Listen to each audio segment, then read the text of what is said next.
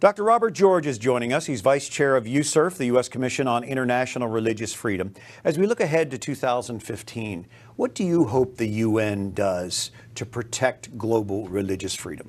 We need to put some pressure on the tyrannical regimes and the terrorist states that are the great persecutors of people across the world. Christian, of course, Christians are persecuted in so many places across the globe, from North Korea to China and Vietnam, over to Pakistan and Iran.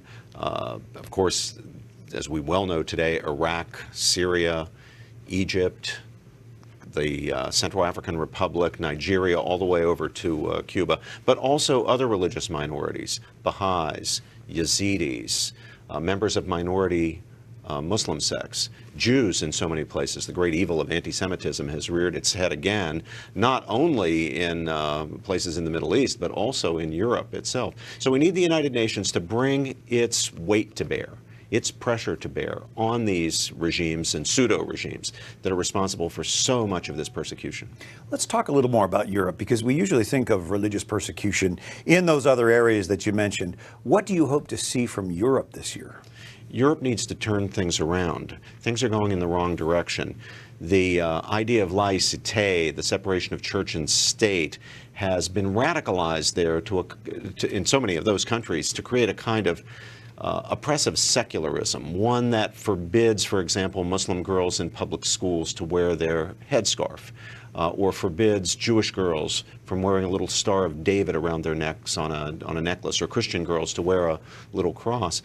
Increasingly, we're seeing other violations of religious freedom in liberal, secular European nations. For example, banning kosher slaughter or halal slaughter of animals for meat, or even forbidding the practice of male infant circumcision, something that is practiced by Muslims as well as by Jews, but which for Jews is absolutely essential. It goes back to the very basic covenant of the Jewish people with God. It's not something that can simply be set aside. So from a Jewish point of view, to forbid by civil law male infant circumcision is effectively to tell Jews, you have no place in this society. Now that's bad. That can't be tolerated. On top of that, of course, we have the rise of just vicious pogroms, anti-Semitism, vandalism against Jewish synagogues, vandalism against Jewish cemeteries, carried out by mobs and thugs, skinheads, some members of radicalized religious groups, radical Islamists, for example. So we've got a big problem in Europe, and we'd better face up to it. Europe isn't necessarily the wonderful, enlightened paradise that many Europeans would like it to be, but it's just not. Switching then to this Islamic State onslaught and the U.S.-led coalition that's fighting against it. This is often talked about in terms of national security. But is there a religious freedom aspect to this? Well, yes, of course. I mean, what ISIS is doing is trying to eliminate religious minorities. It's literally a case of genocide. It's on a smaller scale than what we saw, for example, with the Nazi genocide in the Holocaust, or what we saw with Pol Pot in Cambodia, or what we saw in Rwanda, yeah. or what was carried out by the communist regimes under Stalin and under Mao Zedong. However, it is nevertheless a genocide, and it will continue to grow unless it is stopped. It's an attempt to simply destroy the entire Yazidi community, to force Christians either to convert to Islam or to be murdered. The same is true with other religious minorities, including Muslim minorities, and even including Sunni Muslims, the majority Muslims, who do not go along with the radical, violent extremism of ISIS. And of course, Syria is really being hard hit now.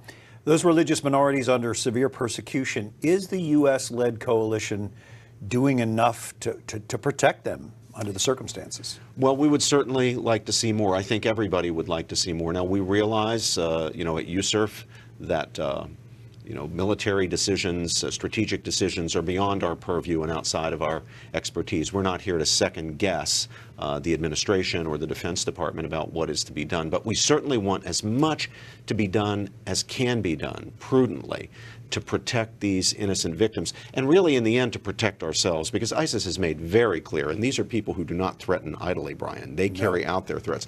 They've made it clear that what begins with the religious minorities in Iraq and Syria is going to go throughout the Middle East, and it's going to go into Europe and even the United States in mass terrorist atrocities modeled on, of course, the horrible murders of 9/11. So we want our government to do as much as it possibly can to support those forces on the ground, the Peshmerga, the Sunni tribesmen, others on the ground there who are carrying the brunt of the battle, but need our support, including our strategic support, and who need our humanitarian assistance as well.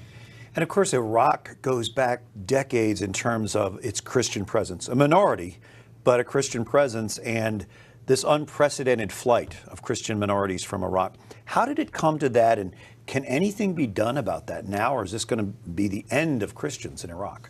My great dear friend, Chief Rabbi Jonathan Sacks of Great Britain, commenting on the situation for Christians in the Middle East today, says that it seems to be replaying what happened to the Jewish minorities in so many of these countries 1 or 2 or 3 generations back. Just as Iran and Iraq have had large and important Christian minorities, they once had large and important Jewish minorities. Some of the leading figures in those societies were Jewish people.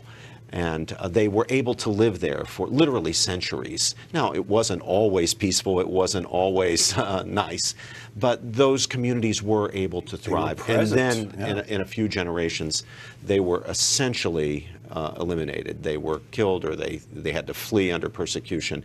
And Rabbi Sacks says we see the same thing happening now to Christians. Remember, we're talking about the cradle of Christianity here. It is. Especially when we go over to Syria. I mean, the very term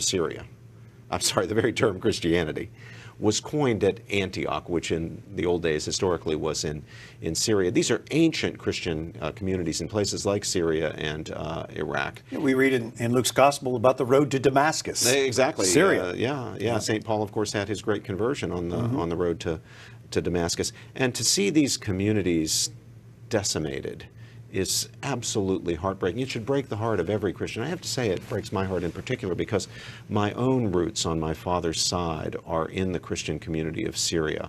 I'm Syrian. I come from a Syrian Orthodox family on my father's side. And we still had, until just 2 years ago, relatives who were living peacefully in Syria. Now, it was not a democratic regime. It was not a regime that respected civil liberties. But they could still live there. They could still live there. They no longer faith. live there. My own relatives have fled because they are no longer able to live there in peace and security, practicing their Christian faith. Well, let us pray for a better year in 2015. Amen, Dr. brother. Robbie George, Vice Chair of the USCIRF, the U.S. Commission on International Religious Freedom, thanks for being with us.